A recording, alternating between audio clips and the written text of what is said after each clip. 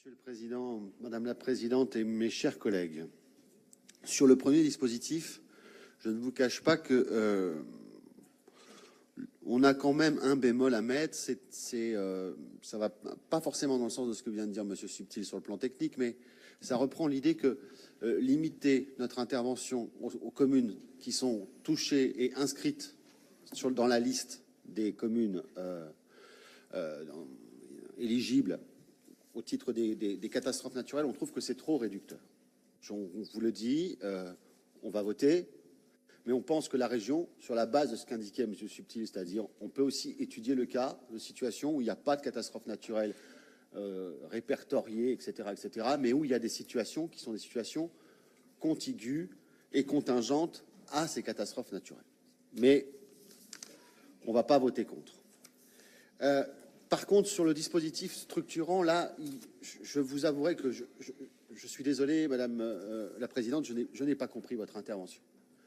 Parce que j'ai une première version de dispositif qui faisait apparaître la possibilité pour une commune hors commune-centre d'être éligible au dispositif tel que vous l'avez décrit, à la seule différence que l'éligibilité donnait accès à un plafond de 200 000 euros et pas de 100 000 euros tel qu'il est précisé dans votre nouveau dispositif.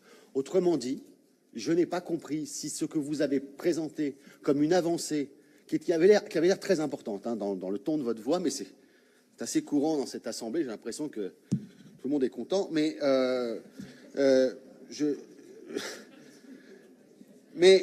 là, je vous pose la question, est-ce que j'ai mal lu et que j'ai mal fait mon travail de conseiller régional, ou est-ce qu'il y a un petit problème dans la manière dont vous avez présenté les choses?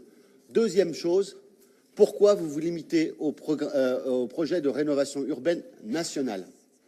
Il est indiqué que pour les quartiers prioritaires politiques de la ville, PRU national. Or, on sait aujourd'hui qu'il y a nombre de villes qui sont impactées par la rénovation urbaine au niveau régional.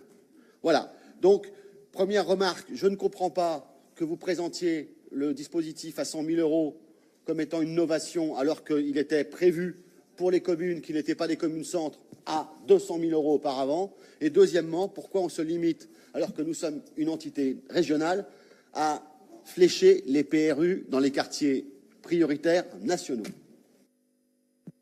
Pascal Bosch.